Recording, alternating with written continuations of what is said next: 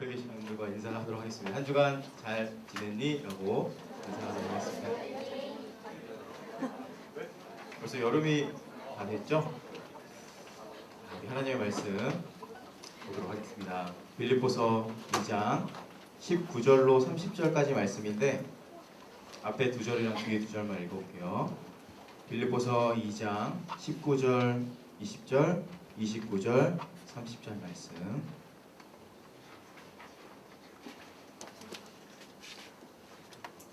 먼저 19절, 20절 교독해서 읽을게요. 제가 먼저 읽겠습니다. 내가 디모데를 속히 너희에게 보내기를 주 안에서 바람은 너희의 사정을 알므로 안위를 받으려 함이니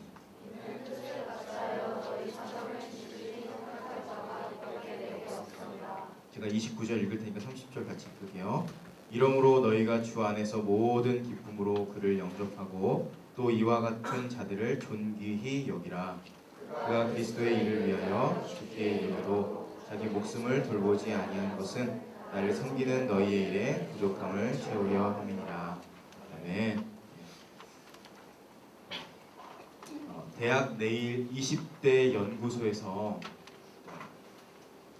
전국 20대 남녀 215명을 대상으로 사회의식을 조사했는데 특별히 최근 한 달 동안에 가장 많이 느낀 감정이 무엇이냐라고 물어봤을 때 무려 대학생들은 50% 이상, 취준생들은 89%, 직장인은 70%가 어떠한 감정을 느꼈대요. 어떠한 감정일까요?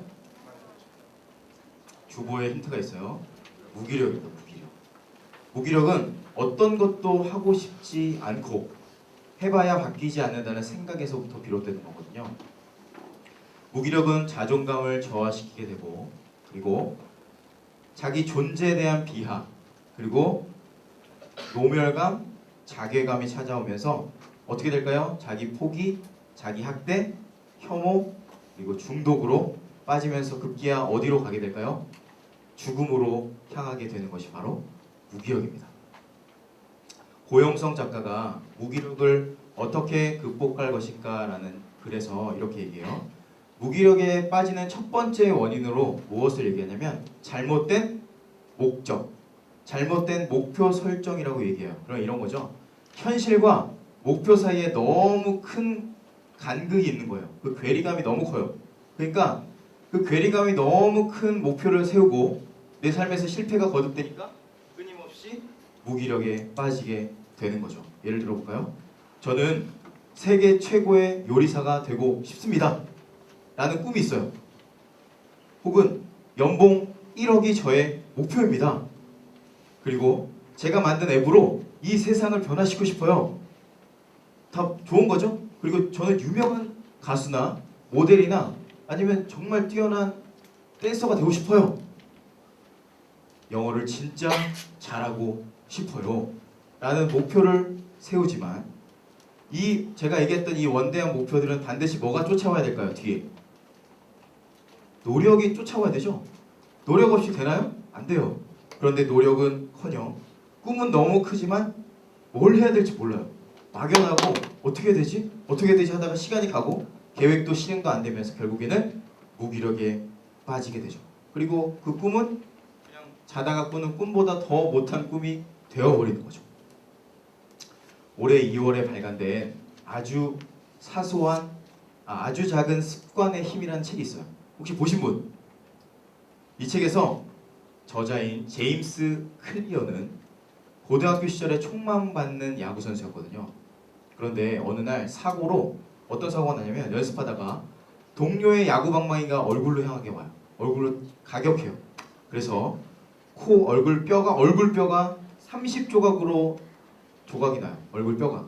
그리고 왼쪽 눈은 튀어나와서 실명이가 되고 두개골이 주저앉아서 걸을 수조차 없어요. 심정지가 여러 번 와서 거의 이제 죽다 살아난 거죠. 그런 절망 가운데 사로잡혔을 때 그는 그 절망에 빠졌을까요? 빠지지 않았을까요? 빠지지 않았으니까 책을 썼겠죠. 절망에 빠지지 않아요. 그래서 그러면 내가 뭘 할 수 있을까? 내가 지금 당장 할 수 있는 사소한 목표가 무엇일까? 질문하고 그 사소한 목표를 이루게 돼요. 하게 되죠.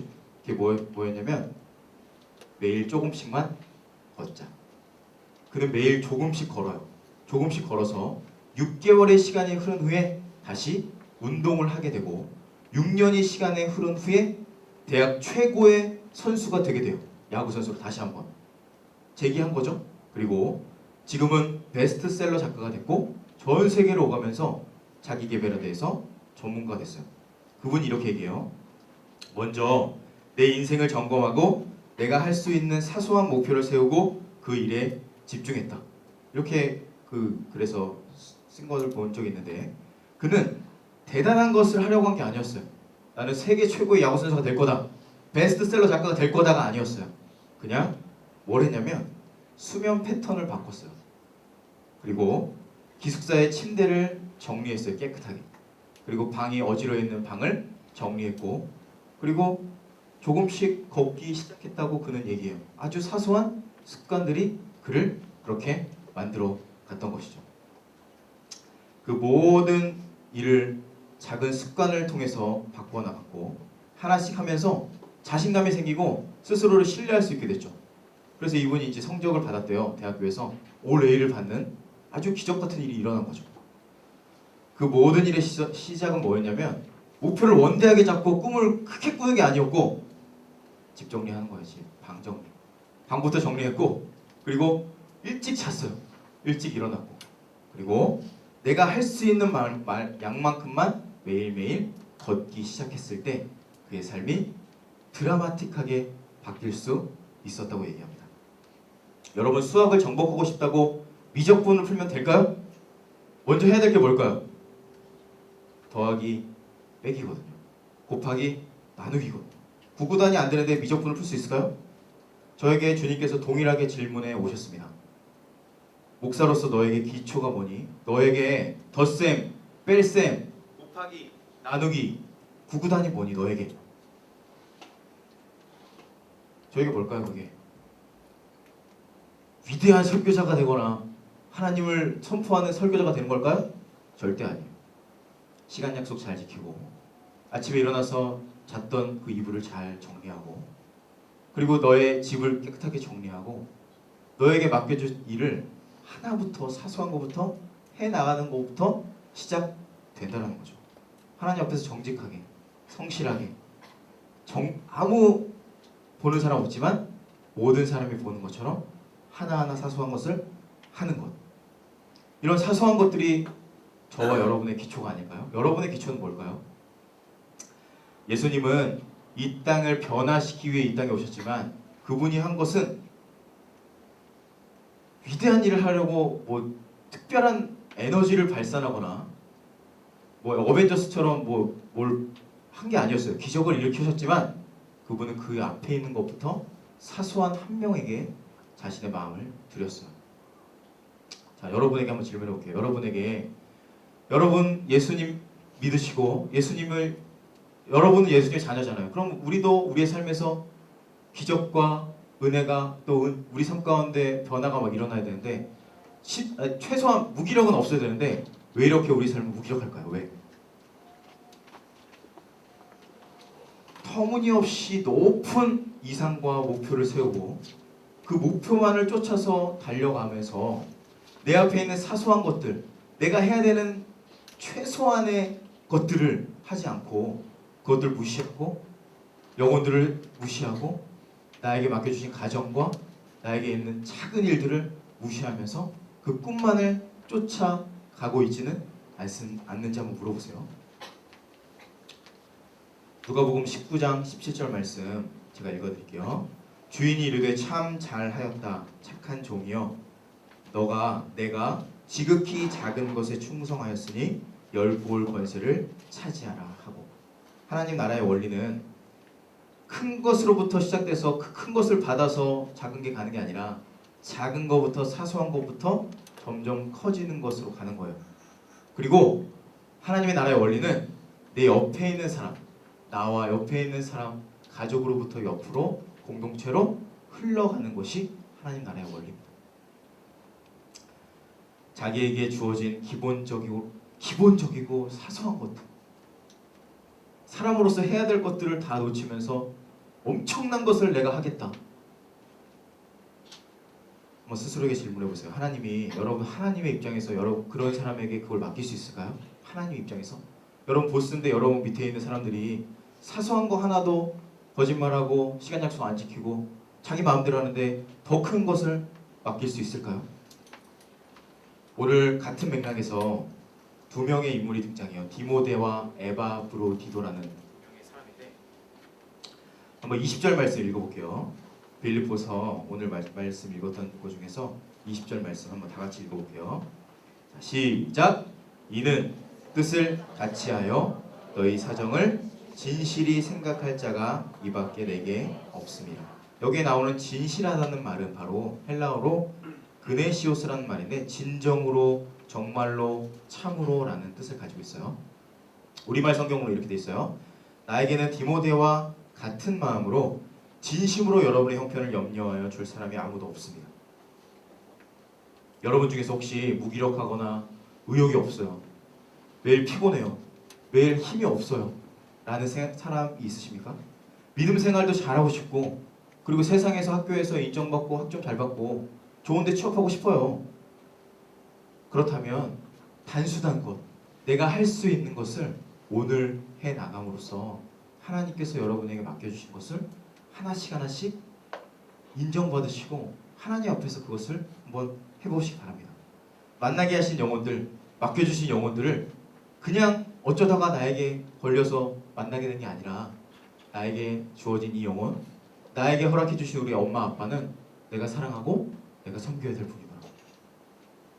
우리 직장에서 학교에서 동일하게 어떤 사람 어쩌다가 나에게 걸려 들어온 사람이 아니라 이 사람 어떻게 사랑하고 섬길 수 있을까? 거기서부터 바로 엄청난 일이 시작이 되는 거예요. 미국 월드비전이라는 곳에 회장인 리처드 스턴스가 쓴 구멍난 복음에서 이런 구절이 있어요. 읽어드릴게요. 믿는 것으로 충분하지 않다. 예배로 충분하지 않다. 개인 도덕으로 충분하지 않다. 기독교 공동체로 충분하지 않다. 하나님은 언제나 더 많은 것을 요구하신다. 여기서 이 말을 오해하시면 안 돼요. 그러니까 제가 얘기했던 믿는 거 필요하지 않거나 예배 필요하지 않거나 도덕이나 공동체 필요하지 않다는 것이 아니에요.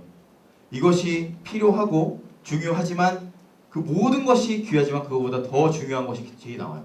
이분이 쓴 글에 뭐라고 되어 있냐면 이렇게 얘기해요. 우리는 세상을 변화시킬 복음의 전달자이다라고 얘기해요. 오늘 말씀에서 너희 사정을 진실히 생각하는 자라고 디모데와 에바브로디도를 묘사하거든요.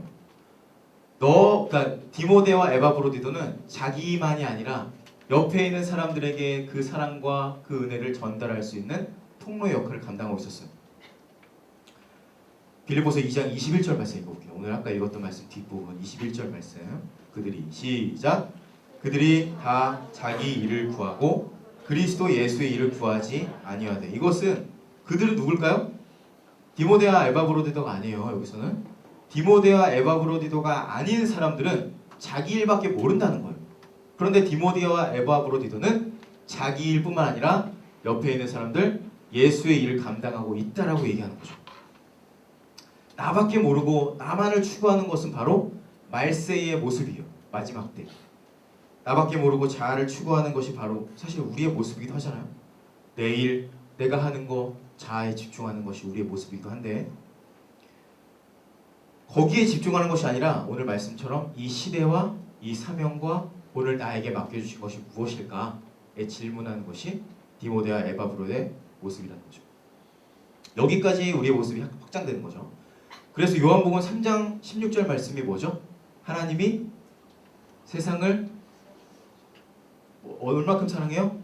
이처럼 사랑하시는, 이처럼 사랑하시기 때문에 하나님을 정말로 사랑한다면 주님께서 이처럼 사랑하시는 이 땅에 있는 영혼들, 내가 속해 있는 가정, 학교, 직장에 예수님을 모르는 사람들에게 내가 그들에게 무엇을 할 수 있을까? 이처럼 하나님이 사랑하시는데 나만이 아니라 세상을.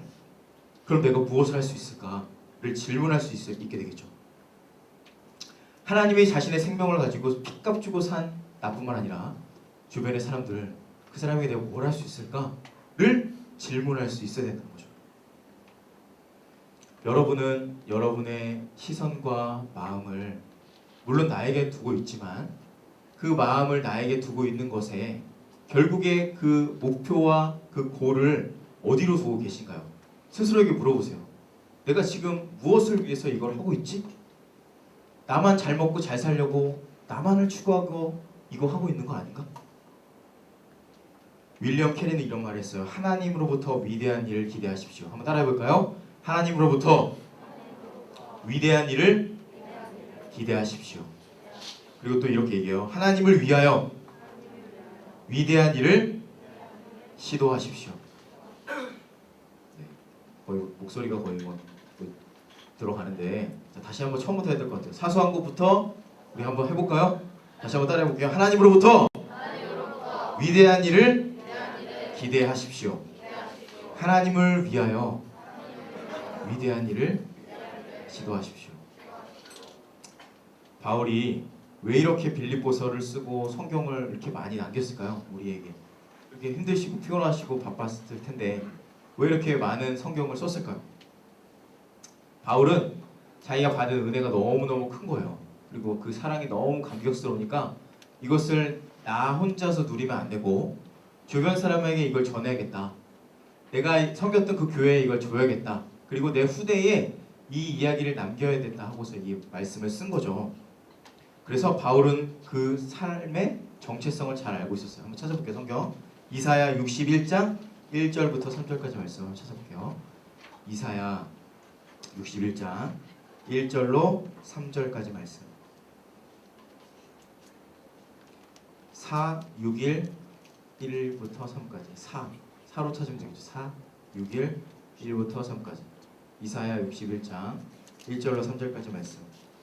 그러니까 여기에 이제 우리의 정체성이 나와 있어요. 우리가 어떤 존재인지. 자, 61장 1절 제가 읽을 테니까 눈으로 한번 따라볼게요. 주 여호와의 영이 내게 내리셨으니 이는 여호와께서 내게 기름을 부으사 까지가 우리에게 있었던 일이죠. 그 다음에 우리가 해야 될 게 뭐가 있죠? 가난한 자에게 아름다운 소식을 전하게 하려 하심이라. 나를 보내사 마음이 상한 자를 고치며 포로된 자에게 자유를 갇힌 자에게 노임을 선포하며. 2절 읽을게요. 시작.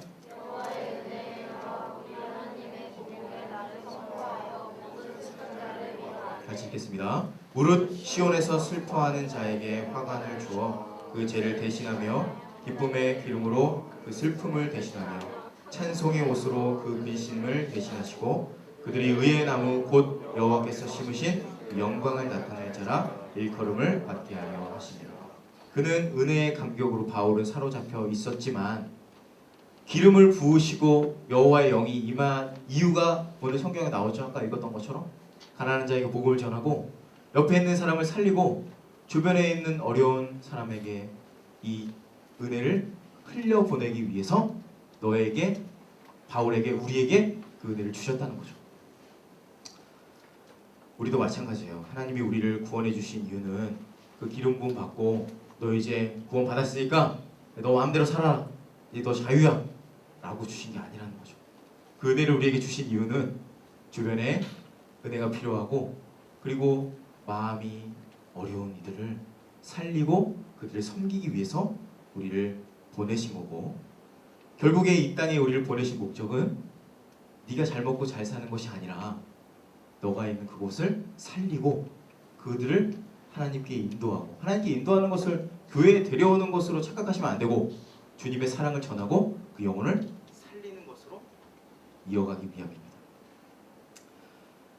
결국에 우리가 이 땅에 있는 이유는 은혜를 흘려보내고 그 은혜를 확장하기 위해서 이곳에 여러분이 있는 거죠. 저도 마찬가지죠. 반다의 씨가 쓴 반다해예요. 여의 이분이 쓴 놀라우신 하나님이라는 책이 있는데 이 책의 부제는 케냐에서 지낸 500일간의 선교 행전이라는 부제를 가지고 있어요. 이분은 여러분처럼 20대의 젊은 나이에 1년 3개월 동안 선교 사역을 하기 위해서 아프리카 케냐로 다녀와요. 혹시 아프리카 다녀오신 분 있으세요? 지영이 다녀왔네요. 그리고 없나요? 저도 아프리카를 가고 싶은데 아프리카의 케냐의 선교를 가면서 목사님이신 아버지가 이 딸에게 뭐라고 얘기했냐면 이렇게 얘기했대요. 너의 인생에 가장 소중한 중요한 시기를 하나님께 드리거라. 그래서 그녀는 그럼 나의 가장 소중한 시기인 이 20대 초반을 하나님께 드려야 되겠다 하고 아프리카 케냐로 떠나기를 결정을 해요. 그것도 정말 대단하다고 생각하는데 어머니가 늘 얘기했대요. 이렇게 얘기했대요. 네가 누릴 혜택, 지식, 너만을 위해 쓰면 절대로 안 된다. 그것을 깨닫고 네가 있는 삶의 자리에서 조금이라도 나눔이라도 실천하는 삶을 살아라. 그것이 바로 선교적인 삶이라고 생각한다. 엄마는 너의 평생이 선교적인 삶이 되기를 간절히 바란다 라는 얘기를 했대요. 여러분에게 한번 물어보세요. 동일하게. 이 반대의 시야 동일하잖아요. 우리 20대잖아요. 저 빼고. 여러분 스스로 여러분은 무엇을 어떤 것을 하나님께 드리셨나요? 생명보다 그 사랑하는 딸을 이제 선교지로 보내요. 보내기 전날이에요. 어머니가 여러분 한번 엄마가 됐다고 상상해 보세요. 내가 정말 사랑하는 딸을 말은 했지만 야, 너 이제 너의 가장 좋은 시간과 에너지를 주님께 드려야 돼 하고 가라고 했지만 내일 가요. 이제 내일 가는 그 엄마의 마음은 어떨까요? 그 딸에게 편지를 쓰는데 편지 좀만 읽어드릴게요. 드디어 내일이면 아프리카 간다고 생각하니 잠을 뒤척이게 되는구나. 1980년 나는 부흥회에서 빌리 그레엄 목사님의 설교를 들었단다. 그리고 약간은 무모하리만큼 하나님을 사랑했던 엄마는 그 집회에서 하나님께 한 가지 약속을 했단다. 하나님께서 원하시면 선교사로 헌신하겠습니다. 그 꿈을 키워가던 엄마는 대학교 때 다시 한번 진지하게 선교에 대한 기도를 하면서 아프리카 특히 케냐 중보기도 모임을 했는데 거기서 아빠를 만났어요. 그 아빠를 케냐 중보기도 모임에서 만났고 결혼을 하면서 아픈 손가락처럼 선교는 늘 엄마 마음에 있었단다. 하나님 앞에 선교를 꿈꾸며 기도한 지 37년 지난 지금 내가 가려고 했던 그 땅 케냐로 떠나기 위해서 짐을 뿌리는 너의 모습을 보면서 엄마는 약속을 기억하고 세대를 초월해서 약속을 이루시는 하나님의 그 경이로움을 느끼고 있단다. 엄마가 밟고 섬기고자 했던 그 땅을 가려고 하는 내 딸 다혜야. 마치 작은 창문을 통해서도 크고 넓은 하늘을 볼 수 있듯이 비록 내가 가는 곳은 제한되어 있고 내가 만나는 그 땅의 사람들이 많지 않을지라도 그곳에서 광대하고 영광스러운 하나님을 더 친밀하게 만나고 돌아오거라. 이 글을 제가 읽었는데요.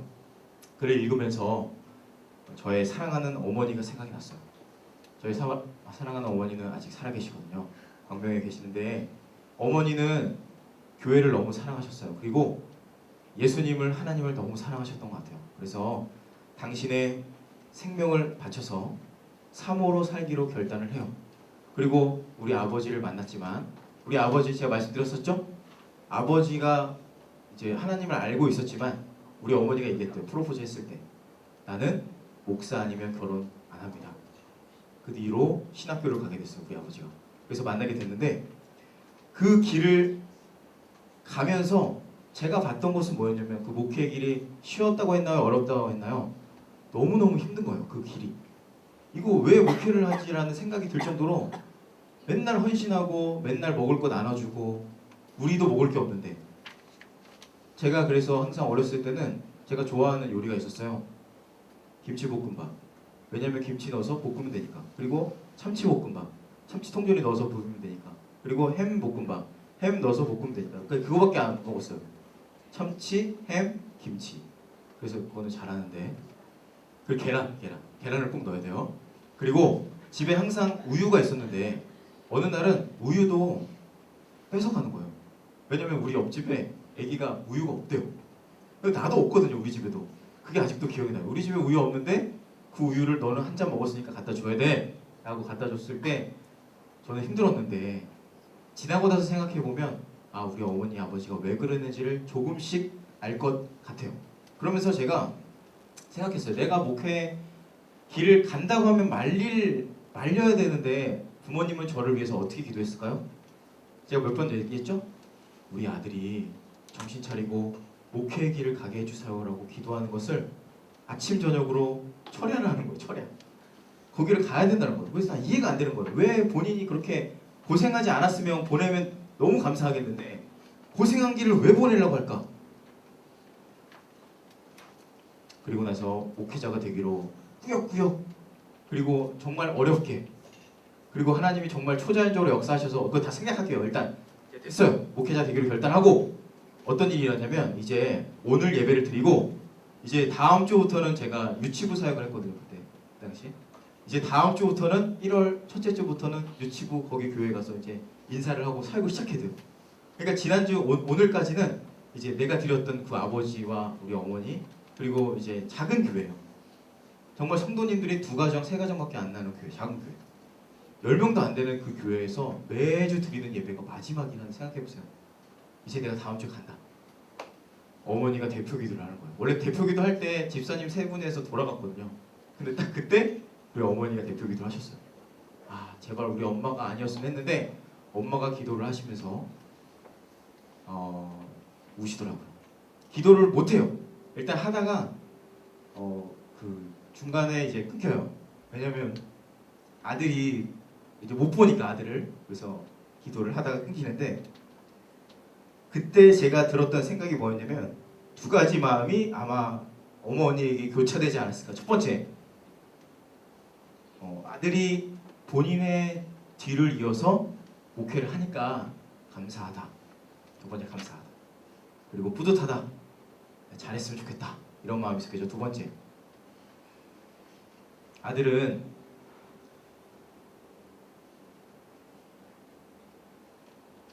자신들처럼, 그러니까 본인들처럼 힘들지 않게 편안하게 목회를 했으면 마음에서 그렇게 기도를 했을 거라 생각했어요. 2가지 마음. 감사와 뭐라고요? 슬픔이죠. 그러니까 이렇게 힘들게 하면 안 되는데.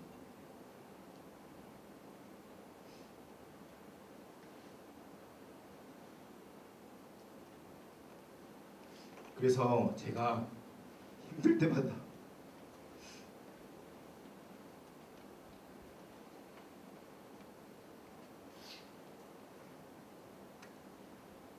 그때 그 마지막 예배를 떠올려요.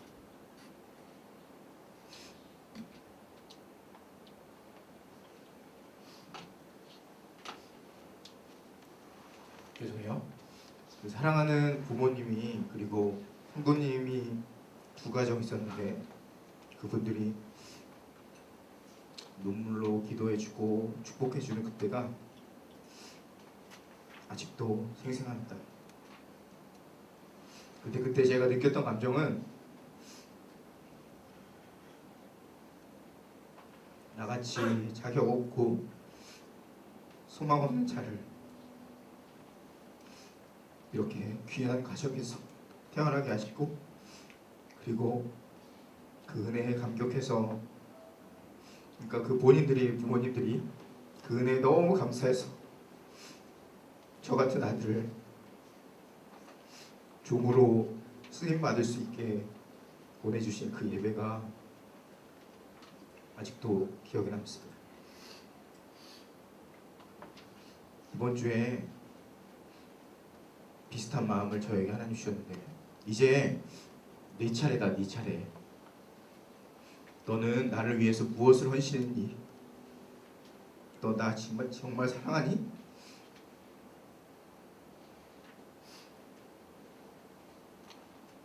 제가 사역하면서 예수님의 그 사랑과 부모님의 사랑과 그 교회에서 저에게 베풀어 준 사랑을 잊을 때가 너무 많았어요. 그러니까 예수님을 사랑을 받았지만 사역을 하고 뭔가를 여러분도 아시다시피 뭐 과제를 하고 뭔가를 해야 되면 그 사랑을 잊혀지게 되잖아요. 그 부모님을 놓치게 되고 그리고 나를 사랑하는 하나님이 보이지 않고. 그래서 저에게 하나님이 여쭤보셨어요. 너 정말 나 사랑하니? 넌 날 위해 무엇을 헌신했니? 주님을 사랑하는 마음보다 그 사랑에 감격하기보다 해야 할 것이 너무 많아서 지칠 때가 너무 많았어요. 그런 저를 주님이 잘 아시고 이제 매년 여름마다 제가 항상 그것에 치이고 항상 헤매니까 저를 너무 잘 아시는 하나님이, 사랑하시는 하나님이 선교의 자리로 부르시는 것 같아요. 백령도와 선교 이스라엘을 준비하면서 동일하게 하나님이 저를, 아버지 어머니가 저를 이제 당신께 바치면서 헌신하면서 드렸던 마음처럼 저도 주님께 나의 인생을 한번 헌신하는 이 시기가 저에게는 이 여름의 시즌인 것 같아요. 그래서 소망도 없고 자격도 없고 아무것도 할 수 없는 나밖에 모르잖아요. 근데 내가 하나님께 온전히 맡길 수 있는 기회를 주셔서 너무너무 감사해요. 그래서 여러분도 동일하게 한번 물어보세요. 죄송해요, 울어서 죄송한데 주님께 한번 질문해보세요. 저는 주님, 제가 무엇을, 여러분 하나님께 주님, 저는 무엇을 어떻게 해야 될까요? 물어보세요. 이제 세 번째 백령도를 가게 돼요. 벌써 세 번째 3년차가 됐는데 처음으로 백령도 갈 때 저는 청년부를 사역하고 있지 않았습니다. 인천지구를 사역하고 있었는데 목사님이 청소년을 사역한 지 한 번도 경험 없는 저를 부르셔서 백령도로 가라고 하셨어요. 우리 교회 여러분 목사님들, 전도사님들 많이 아시죠? 그분들 정말 훌륭하시거든요. 청소년 경험 많으시고 정말 설교도 잘하시고 저보다 훨씬 더 잘생기시고 키도 크시고 멋있고 너무너무 훌륭한 분들 많으신데 왜 나처럼 초라하고 경험도 없고 실력도 없고 못난 나를 보내셨을까? 올해도 똑같이 물어봤어요. 하나님께 왜 또 저를 보내십니까? 이 또라는 것에 조금 이제 분노가 섞인 게 아니에요. 너무 감사해서 왜 또 저를 보내십니까? 라고 물어봤어요. 근데 동일하게 하나님은 간단하게 대답했어요. 제가 만약에 엄청난 능력을 가지고 있어요. 설교하면 다 쓰러지고 기도하면 다 막 귀신 떠나가고 기적이 막 일어나고, 그러면 우리 성도님들이나 같이 가는 우리 팀이나 거기 백령도 사람들이 뭐라고 생각할까요? 민혁이 뭐라고 생각할까요? 만약에 제가 진짜 능력 충만해서 가면 저게 윤목사의 능력이야? 하나님의 능력이야? 라고 얘기하겠죠. 이해되세요? 저게 윤목사의 위대함이야? 하나님의 위대함이야? 라고 서로 얘기하겠죠. 근데 여러분은 잘 알죠? 저를 알잖아요. 그러니까 당연히 하나님의 능력이시라고 얘기할 수 있잖아요. 나는 능력이 없으니까 하나님이 하시는 거잖아요. 저는 정말 아무것도 할 수 없어요. 죄인이고 초라하고 아무것도, 죄밖에 없기 때문에. 길거리에 모자 쓰고 잠바 쓰고 가면요, 월요일날 부천에서 영식이를 만났는데 그냥 아저씨예요. 제가 저를 보면 사람들이 봐도. 그래서 정민이랑 수현이랑 버스 타고 가는데 제가 인사했는데 못 알아보더라고요. 아저씨거든요 그냥.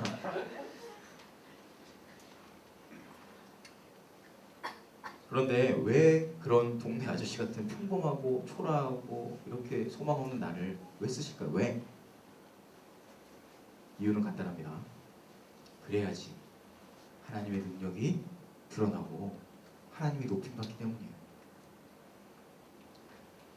그렇기 때문에 제 입장에서는 뭘 할까요? 그러면 제 입장에서 뭘 해야 될까요? 그러면 나 초라하고 자격 없고 실력이 없으니까 하나님을 의지할 수밖에 없는 거죠. 이게 하나님의 원리예요. 하나님 나라의 원리는 나는 초라하고 자격 없고 소망 없지만 하나님이 나의 주인 되시고 나의 왕이 되셔서 내가 주님을 붙잡고 의지하는 거예요. 그 싸움밖에 없어요. 여러분에게도 동일합니다. 하나님 나라의 원리는 약하고 병들고 부족한 자를 사용하셔서 놀라운 일을 하시는 것은 하나님의 원리예요. 내가 뭐 하겠다, 하나님 역사하지 않으세요. 죄송하지만. 오병이어 도시락 아시죠? 오병이어 도시락이 뷔페였을까요? 뷔페? 뷔페처럼 막 깔렸을까요? 작은 초라한 도시락 하나요. 그건데 그 도시락을 통해서 하나님이 역사하니까 5,000명이 먹어요. 남아요. 안드레가 얘기해요. 예수님 말도 안 됩니다. 오병이어 도시락 그쪽 한 가지고 지금 여기 5,000명이 있는데 어떻게 먹습니까? 그러니까 가져와라. 내가 이걸로 여기 있는 5,000명 먹일게. 요한복음 11장에서 죽은 나사로가 살아나는 장면이 나와요. 자, 여기서 죽은 자를 예수님이 살릴 수 있는 능력이 하나님이죠. 근데 예수님이 이렇게 말씀하세요. 예수께서 이르시되 11장 39절 돌을 옮겨 놓으라 하시니.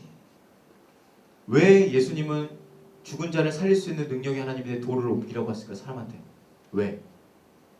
궁금하지 않으세요? 왜 돌 왜 옮겨요? 예수님이 돌 옆으로 가. 돌 가겠죠? 아닌가? 나사로 일어나. 일어나겠죠? 근데 그렇게 하지 않으세요. 돌을 옮겨 놓으라. 왜 사람에게 그걸 시키죠?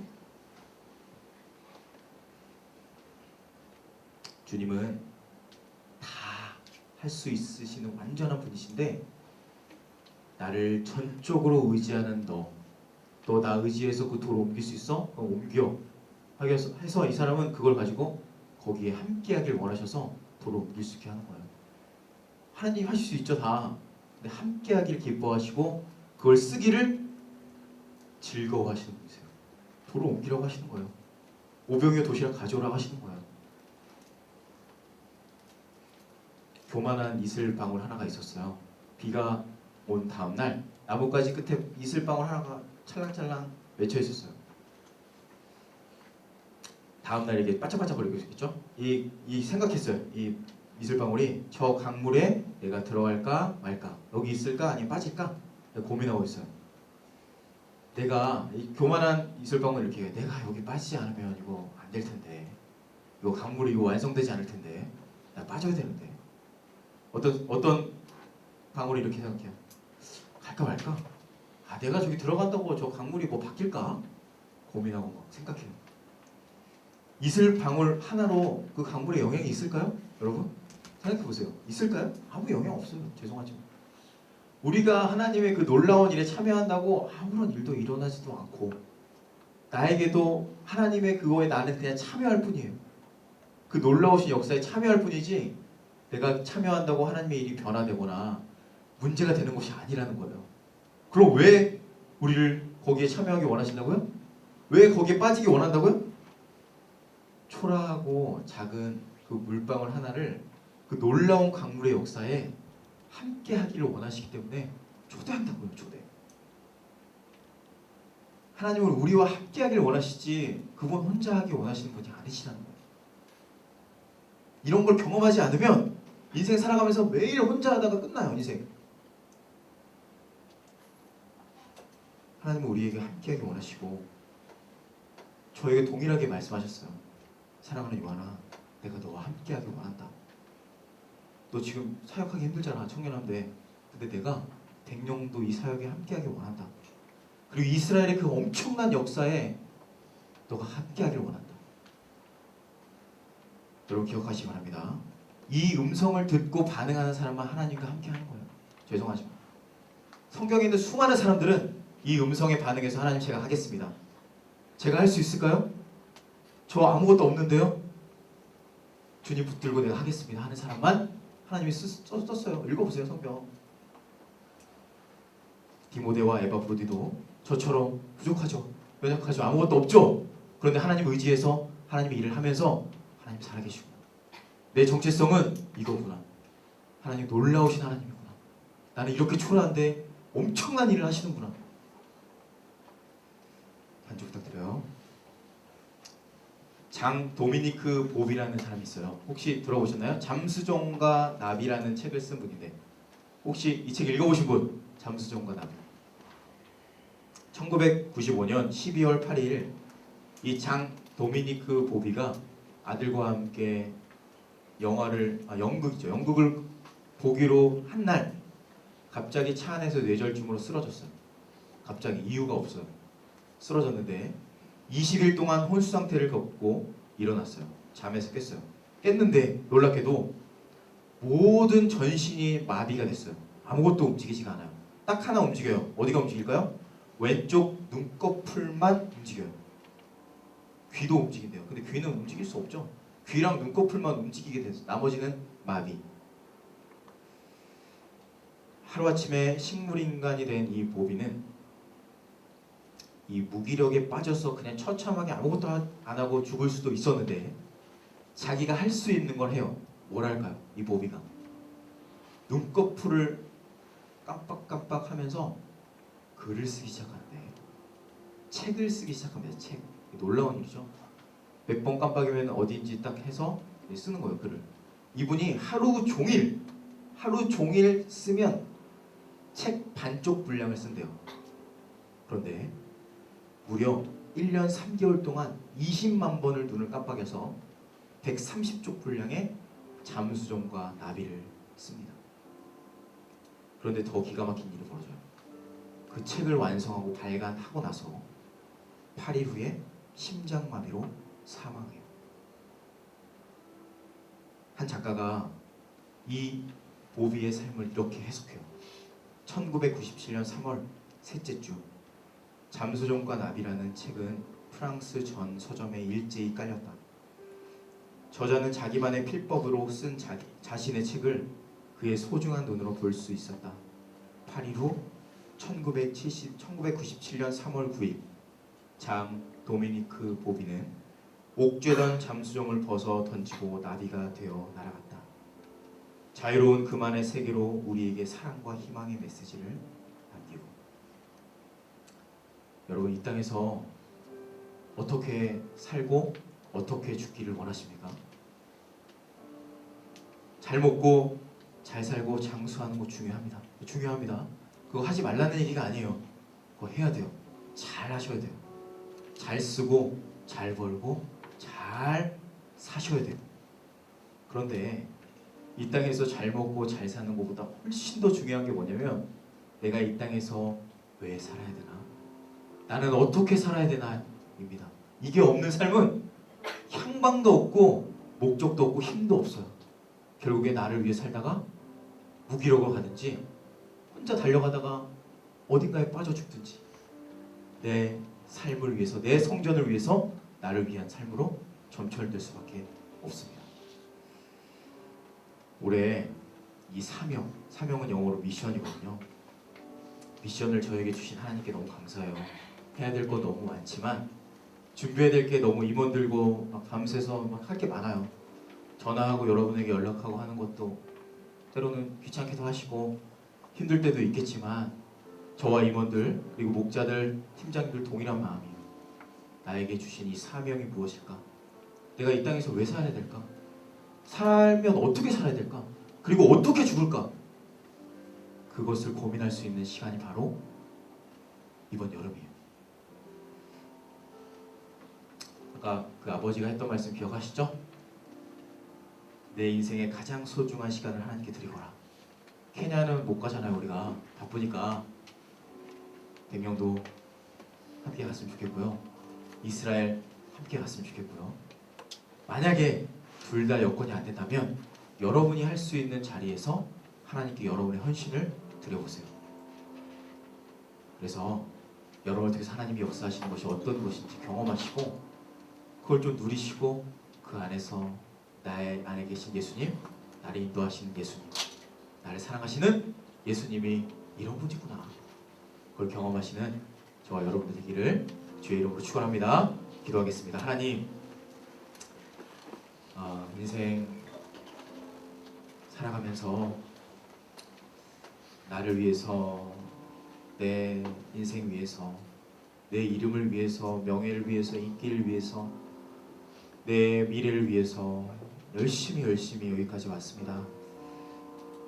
그런데 무언가 최선을 다해서 달려왔지만 때로는 무기력에 빠질 때도 있었고, 때로는 너무 분주하여서 참된 삶의 의미를 보지도 못한 채 여기까지 왔습니다. 주님, 저를 왜 이곳에, 이 땅에 보내주셨습니까? 저를 통해서 하나님 어떤 일을 하기 원하십니까? 진지하게 물을 수 있는 우리의 인생 될 수 있도록 도와주시고, 우리 사랑하는 청년들, 2019년 이번 여름 해야 될 것 너무나 많고 바쁜 거 잘 알지만, 하나님이 우리에게 명하시고 또 뜻하신 바를 잘 분별하고 순종하여서 올해 여름 하나님의 일하심을 경험하고 그 은혜의 강물에 함께 잠기고 그 은혜 가운데 누리고 감격하는 귀한 시간 될 수 있도록 인도하여 주옵소서. 예수님의 이름으로 기도드립니다. 우리 함께 이 찬양 주님께 올려드리겠습니다.